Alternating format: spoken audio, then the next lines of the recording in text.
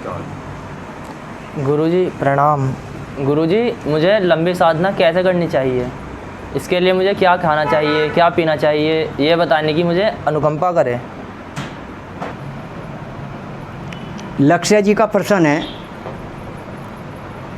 कि मुझे आध्यात्म ध्यान साधना में क्या खाना चाहिए, क्या पीना चाहिए, कैसे स्थान पर बैठना चाहिए, किस तरह बैठना, इसका मतलब साधना से है कि मुझे साधना में क्या करना चाहिए, यही है जी। हाँ जी गुरु।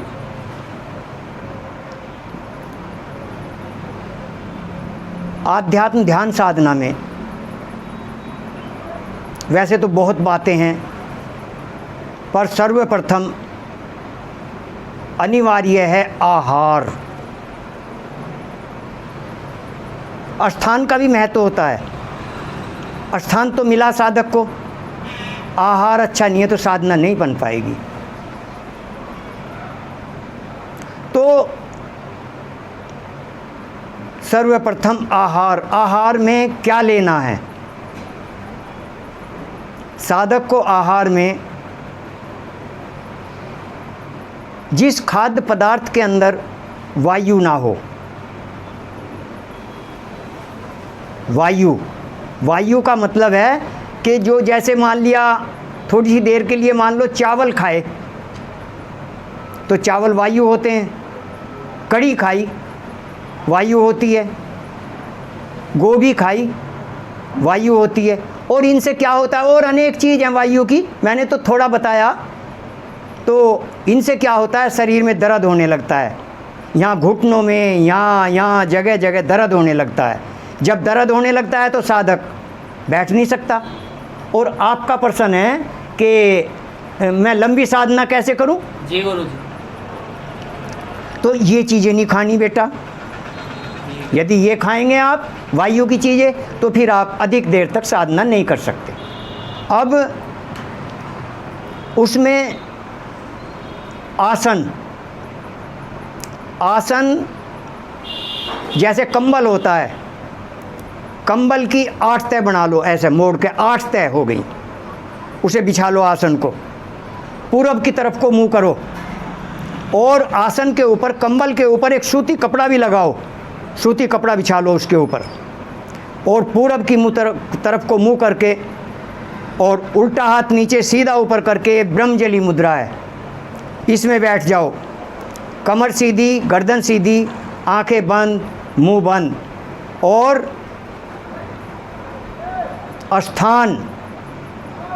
स्थान का भी बड़ा महत्व होता है।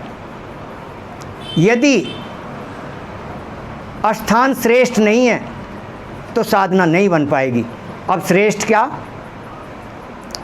शुरू में जब साधक साधना करता है उसको जो ध्वनि है, ध्वनि से बाधा होती है, परेशानी होती है उसको। ध्वनि रहित स्थान होना चाहिए, एक दुर्गंध ना हो जहाँ साधना करता हो, किसी भी तरह की दुर्गंध ना हो। जहाँ दुर्गंध होती है वहाँ साधना नहीं बन पाएगी। सुगंधी होती है वहाँ साधना बहुत जल्दी सफल हो जाती है। अब उसके लिए क्या करना है, सुगंधी के लिए यदि सुविधा हो जाए तो, यदि कोई जंगल में है या वन में है या पहाड़ में है, कोई बात नहीं, उसे तो वहाँ तो शुद्ध वायु है। और यदि कहीं ऐसा स्थान है कोई और ध्वनि प्रदूषण नहीं है तो वहाँ पे थोड़ा ये सामग्री का हवन कर लो, इससे भी सुगंधी हो जाती है। सामग्री मिला लो और मेव मिष्ठान मिला लो, उसमें घी मिला लो, गाय का घी, देसी गाय का घी, उससे सुगंधी हो जाएगी तो साधना में और जल्दी सफलता मिल जाएगी। तो वैसे तो और बहुत बातें हैं साधना के लिए, जैसे क्या,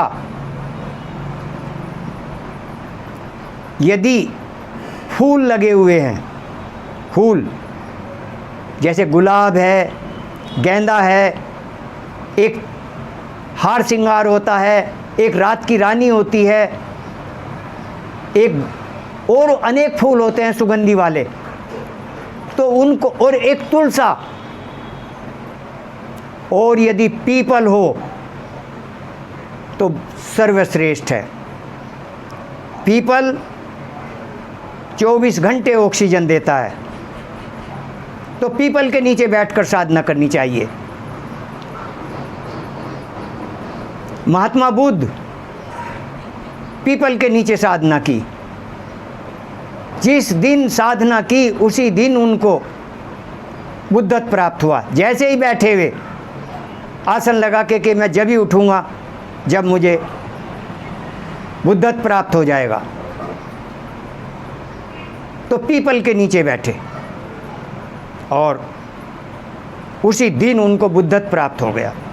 इसी तरह से जो हमारे ऋषि मुनि, वे कहाँ रहते थे? नदियों के किनारे। अधिकतर ऋषियों के आश्रम नदियों के किनारे, और वहाँ पीपल, बरगद। सुखदेव मुनि ने राजा परीक्षित को कथा सुनाई शुक्रताल में, बरगद के नीचे आज भी है बरगद वो, जबकि लगभग 5,500 साल हो गए उन बातों को। बरगद भी ऑक्सीजन देता है, पीपल तो 24 घंटे देता है। यदि कहीं किसी को पीपल के नीचे सुविधा हो जाए तो उसके नीचे बैठकर साधना करनी चाहिए। और जब साधक अब लगनशील होकर साधना करेगा तो एक ना एक दिन अपने लक्ष्य की प्राप्ति कर लेगा। प्रेम से बोलिए श्री सद्गुरुदेव महाराज की जय।